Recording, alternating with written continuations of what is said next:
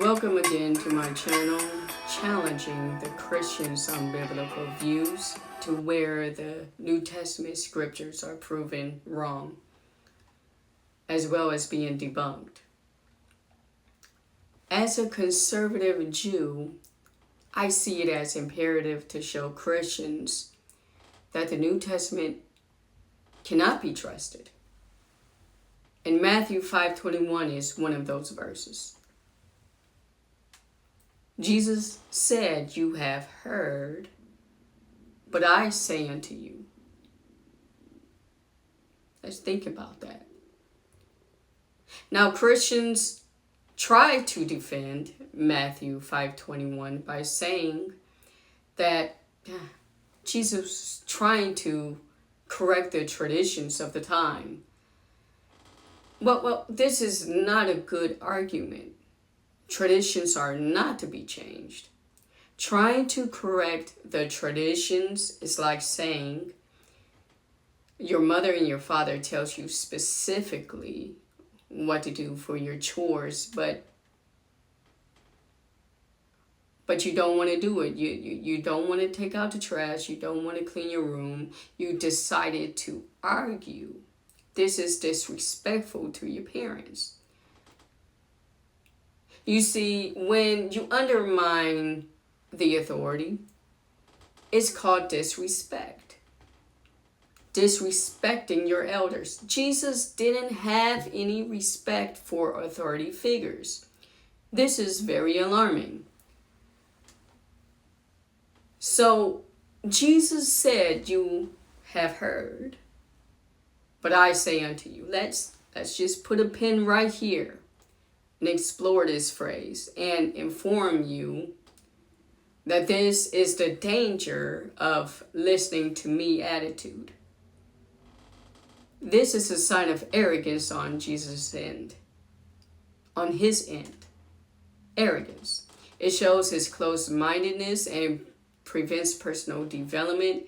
It also dangerous because it creates communication gaps, causes stagnation, and it destroys teamwork. Not to mention misinformation, of which Jesus is notorious for. I'm not saying that there is not a different side of the spectrum, because there are always two sides of every coin. But however, all throughout the Gospels, Jesus always had a listening to me negative attitude. You can find that in Mark 8:17, Matthew 16:8, as to where he puts down his own disciples, in which was spiritually damaging, in which he said, "Why are you talking about not having bread? Do you have eyes, fail to see, and ears, but fail to hear, and don't remember?" Think about that. In other words, Jesus said to his disciples, you could imagine him yelling at this point, "Stop talking about how hungry you are. Are you blind? Don't you get it?" Clearly, Jesus is the aggressor. Jesus claimed, "I am always right, and everyone is always wrong," in which he undermines critical thinking and in turn encouraged him to belittle other people. If someone doesn't understand you, you don't belittle them like Jesus has done. You don't degrade them or badmouth them. This is out of order. You are to be patient with them. Using sharp tongue only makes matters worse. So this shouldn't come as a surprise as seeing that Jesus as someone who was corrupt. But yet still Jesus leading his followers down the wrong path. And a clear case for resentment is when Peter denied Jesus 3 times. But the listen to me attitude won't get people to comply, but rather you will chase them away.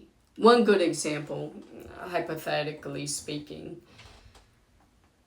let's say that the Pharisees are the taxman and Jesus is the taxpayer. In this example, you don't challenge the taxman. I'm not too sure if anyone does, really. But if the taxman says you owe, but you say unto him, like Jesus said,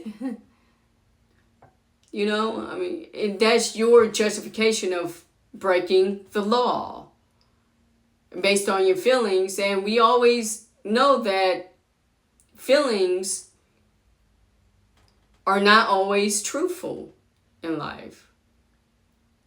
So this is the end of my episode. And if you can, like and subscribe. And I'll see you in the next video. And I hope you enjoy your day. Again, I hope you tune in for the next video. Where do Catholics come from?